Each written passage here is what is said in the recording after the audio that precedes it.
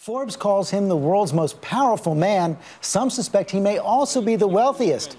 And he's putting every possible resource to work in Sochi. These games are far and away the most expensive ever. As we've reported, they threaten to be the most dangerous. And Putin has been on the defensive over Russia's anti-gay propaganda laws. He's also been on something of a charm offensive, pardoning high-profile political prisoners, reaching out to sell these games, and giving us his first American broadcast interview in years. Make or break time for Vladimir Putin, a unique chance to showcase his country. I would very much like, during the Olympics, for the athletes, visitors, reporters, and those who will follow the Olympics on TV through the media, for people to see a new Russia. It all began with a personal pitch. It is a great honor for me to address you today and to present the bid of Sochi to host the Olympic Winter Games in 2014. Putin even speaking English to sell the International Olympic Committee on Sochi. A real snows guaranteed. And just 7 years later, the changes here are stunning. Take Sochi's incredible transformation from sleepy resort town to a virtual security state. 80,000 troops, drones in the sky, missile defense systems, and a computer network monitoring every email and phone call. It's being called a ring of steel. Putin told me and my fellow anchors from Russia, China, and the UK that it will work. The job of the Olympics host is to ensure security of the participants in the Olympics and visitors. We will do whatever it takes. The United States State Department has issued a travel advisory for all Americans heading to Sochi, and some of the athletes have even set up their own evacuation plans, own private security teams. Is that necessary? If someone believes that they should devise their own personal security plans, there is nothing wrong with that. However, it must be done in contact with the Olympics organizers and with our security services. But after a string of terrorist attacks in other parts of Russia, the whole country is braced for a strike. My guess is that if anything happens, it's not going to happen in Sochi. It's not going to happen inside the zone around Sochi.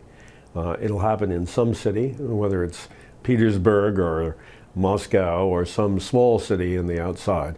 That's where more likely a terrorist attack could occur. And are you concerned that with all the security here, the terrorists might choose to strike in other parts of Russia? We have adequate means available to us through the Federal Security Service, the Interior Ministry, armed forces units that will be involved in providing security on the water and in the air. If necessary, all those tools will be activated. Will all this security kill the joy, turning Sochi into what one critic called the Gulag Olympics? We would try and make sure that security measures don't jump at you, are not in your face, do not put pressure on the athletes and visitors or reporters. Putin is also pitching here for better ties to the U.S., relations strained by a series of confrontations, including that grant of asylum to NSA leaker Edward Snowden. So what do you say to Americans who see Russia and you not only as a rival, but an unfriendly adversary? Between major countries, there certainly always are some common ground and points of tension. With respect to athletes, I'd recommend and advise them not to think about the political differences. Politics should not interfere with sports, and sports should impact politics. The most famous American in Russia right now is Edward Snowden. Is he invited to Sochi? The most renowned American in Russia now is Barack Obama. In Russia is Barack Obama. Everybody is invited. Mr. Snowden is subject to the treatment of provisional asylum here in Russia. He has a right to travel freely across the country. He has no special limitation. He can just buy a ticket and come here. And stay as long as he wants? Yes, sure, definitely. Whoever comes to Sochi will find a city still under construction, and it is costing a fortune. Lots of questions also here about corruptions and the unbelievable cost. These Olympics are going to cost far and away more than any other ever. Well, one official estimate was that it would be $51 billion. A lot of people say it's in fact gone up since then, so it could even be higher. I mean, the fact is we don't really know the exact number. More than $8 billion for this one road, eclipsing the entire cost of the last Winter Olympics. Organizers are even spending on extra snow, insurance against Sochi's subtropical climate. Putin himself said, "I guarantee there will be snow." Guarantee? So they built a snow guarantee system, which is pretty routine. at most ski resorts, but the ones here are about the most expensive anywhere in the world. Critics say that extravagant spending is triggering excessive corruption. A Swiss member of the International Olympic Committee has said that the corruption problem has actually been massive. He said it's an everyday matter, up to $18 billion embezzled. Is he right, and what can be done about it? No, not true.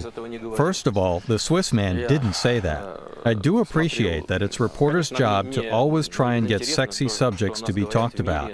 Our law enforcement agencies have been working in this area.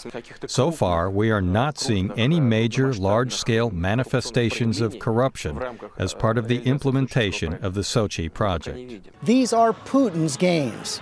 You've put so much into these Olympics going back to 2007. So I wonder now, how do you define success in Sochi, and is your personal honor and reputation at stake?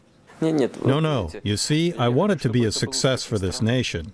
What's first and foremost for us, and I've already said that we are hosting these Olympics so that millions of sports fans the world over will feel this celebration, even though they are thousands or hundreds of kilometers away from Sochi.